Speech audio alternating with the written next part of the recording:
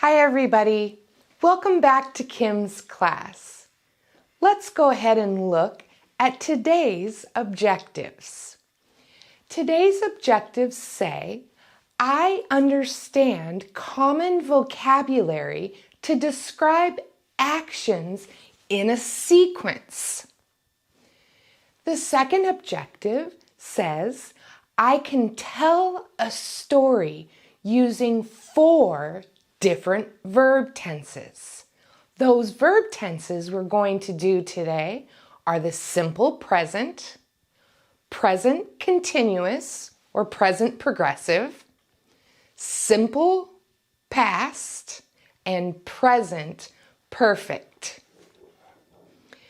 What you're going to see is some stories. But before we talk about those stories, let's look a little more in detail about those 4 different verb tenses. The first verb tense we're going to talk about is the simple present. Then we'll look at present continuous or progressive, simple past, and then present perfect. On the screen, you're going to see timelines. This will help you understand when to use what type of verb. Let's look at the first type of verb, the simple present. The simple present is used to talk about habits, repeated actions, and scheduled events. We often use the word every day before we use this tense. For example, you see the sentence that says, Ken walks to school. That's a habit or something that he does every day. The next verb tense is present continuous, or sometimes known as the progressive tense. This is the tense that talks about an action that is happening right now. For example, I am talking. You are listening. He is studying. The third tense we're going to tell a story with is the simple past. The simple past is used to talk about actions that started and finished in the past. For example, he walked to school. And then the last tense, which sometimes can be a bit tricky, is called the present perfect.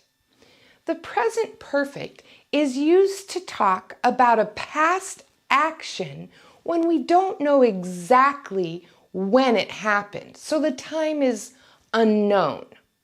For example, Julie has traveled to hundreds of countries. We often use the verb has or have before we use this tense. So what we're going to do now is look at a sequence of 6 pictures. We're going to talk about what happened in these pictures 4 different ways.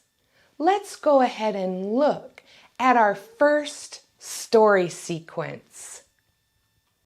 Now you will see a sequence of 6 pictures about Gabby and school. First, I'll tell the story in the simple present. Every day, Gabby walks to school. She paints a picture and plays on the playground. She eats lunch. After lunch, she listens to a story. Finally, she studies the alphabet. Now let's look at the story of Gabby in school in the progressive or in the present continuous. Right now, Gabby is walking to school. She is painting a picture. She is playing on the playground. She is eating lunch. Now she is listening to a story and studying the alphabet. Let's look at this story in the simple past. Yesterday, Gabby walked to school. She painted a picture. She played on the playground and ate lunch. After lunch, she listened to a story and studied the alphabet. The last way I'll tell this story is in the present perfect. Gabby has walked to school. She has painted a picture. She has played on the playground. She has eaten lunch.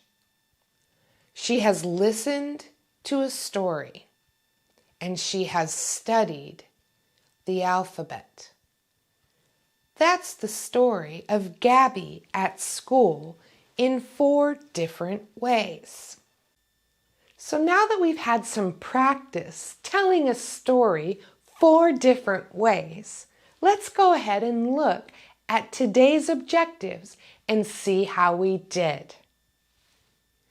Do you understand common vocabulary to describe actions in a sequence? I think you do. Can you tell a story using 4 different verb tenses?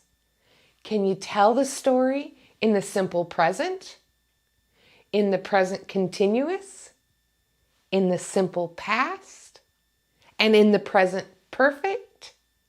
We've had some practice with that, haven't we? So for now, that's going to conclude today's lesson.